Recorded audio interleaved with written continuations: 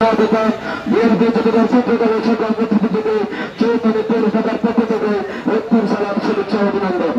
নেতৃবৃন্দ সময় খুবই কম, আমি একটি কথা বলবো, আপনারা জানান দীর্ঘ ১৩ বছর এই বালুমুলুঙ্গা মানুষের নেতা যারা বরকতুল্লাহ ফিরু ভাই আমাদের পাশে ছিলেন, ছাত্রতা তারপর যারা জড়িত নেতা যারা এখনো সামনে বক্তব্য রাখবে 12 নম্বর কুতুবপুর ইউনিয়ন আজকের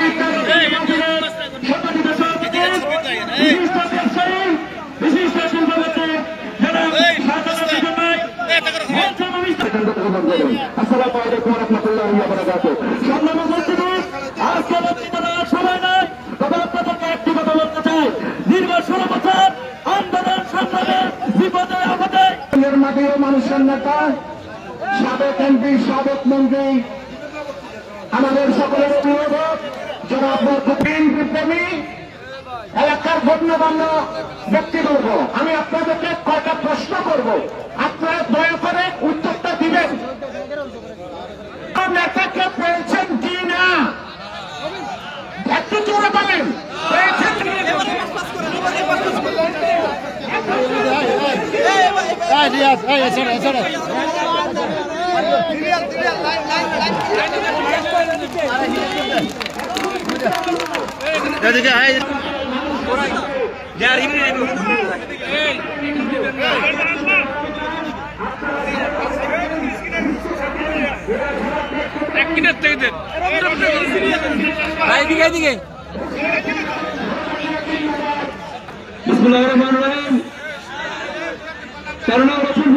বিএনপি তথা 2 নম্বর ওয়ার্ড কর্তৃক আয়োজিত আমরা ইফতার মাহফিল করেছি প্রতি বছর বেগমগঞ্জ উপজেলা পঞ্চমণি পৌরসভা একসাথে।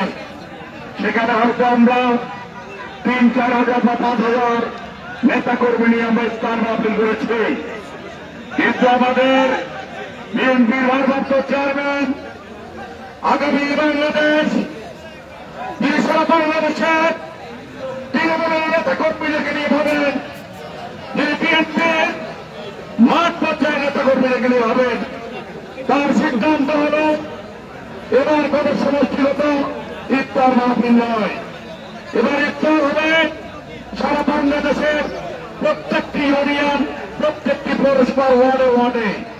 তার প্রতিফলন আমরা দেখতে পেয়েছি।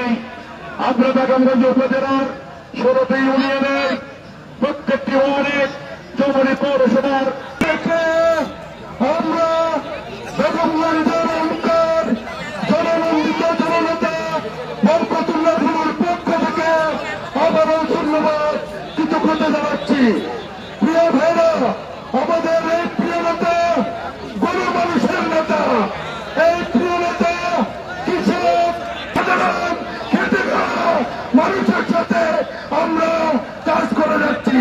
আমাদের এই প্রিয় নেতার নেতৃত্বে আগামী দিনে আবার একটি সুন্দর সুস্থ নিরপেক্ষ নির্বাচন হওয়া পর্যন্ত আমরা তার সাথে রাজপথে থাকবো।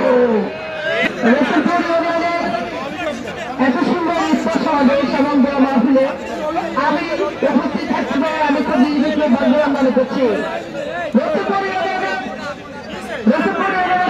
আমার ভাইরা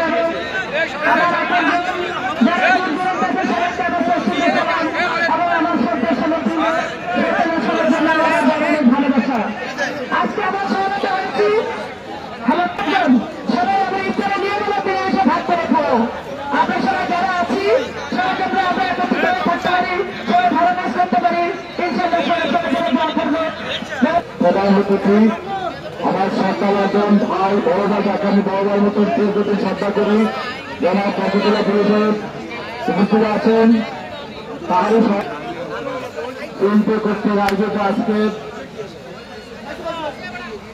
ইফতার মাহফিলের সম্মানিত সভাপতি যে বিশিষ্ট শিল্পপতি জনাব শাহজালাল লিটন, উপস্থিত উপজেলা বিএনপি, পৌর বিএনপি, জেলা বিএনপি এবং বিভিন্ন ইউনিয়ন বিএনপির সম্মানিত নেতৃবৃন্দ, ছাত্রদল, যুবদল, স্বেচ্ছাসেবক দলের সম্মানিত নেতৃবৃন্দ, এটা কত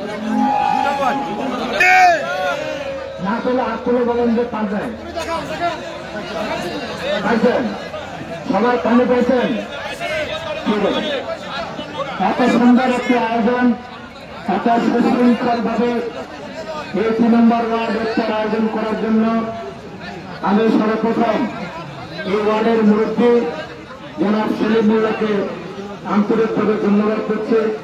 তার উদ্যোগে তার ছোট ভাই শাহজালাল লিটন সহ আমাদের নেতা মনির, আমাদের নেতা নিঃশ্বাসকে ফিরে আসবে না।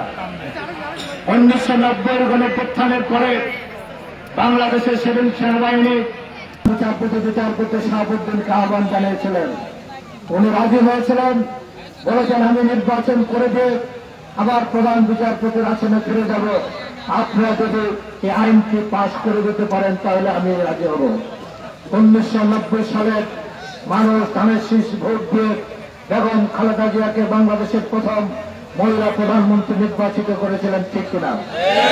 আমাকে মনোনয়ন দিয়েছিল, আমার বয়স অত্যন্ত অনেক, আজকে থেকে আরো অনেক, আজকে কত বছর, অনেক ছোট ছিলাম, আপনারা আমাকে চিনতেন না, অনেকে যারা মুরব্বী আছেন এবং এখনকার বয়সেরা ছিলেন।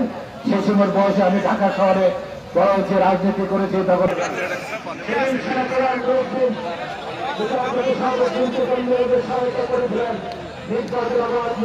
নির্বাচন করার জন্য বাংলাদেশের বাংলাদেশের